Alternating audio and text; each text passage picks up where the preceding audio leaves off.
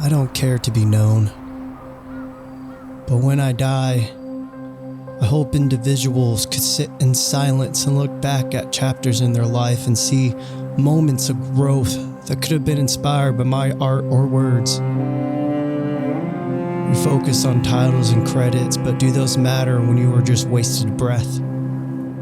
What matters is what we do. I live in constant introspection. Every few months I have epiphanies of self. Finding out about my ADHD and spectrum quirks has been more of a comforting process, realizing that feeling of being alien, odd, outside looking in can be explained finally. What I used to believe was empathy and almost telepathic is simply just my brain.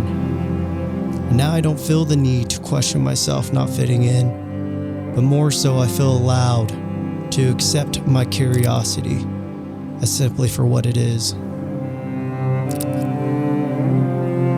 At the age of 35, I've lived many lives, all of them leading to their own death before they could truly shine. Be it caused by ADHD or my lack of bravery, I feel it could have been great, but instead I sit here online. I don't talk much about what I could have been because what never was doesn't exist. What exists is what we do now, in this moment. So I ask, when you die, what do you want to be known for?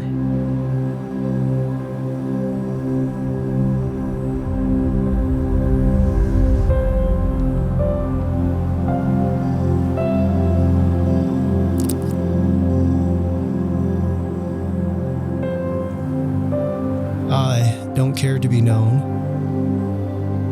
but I hope I can resonate movement. I hope to be a catalyst.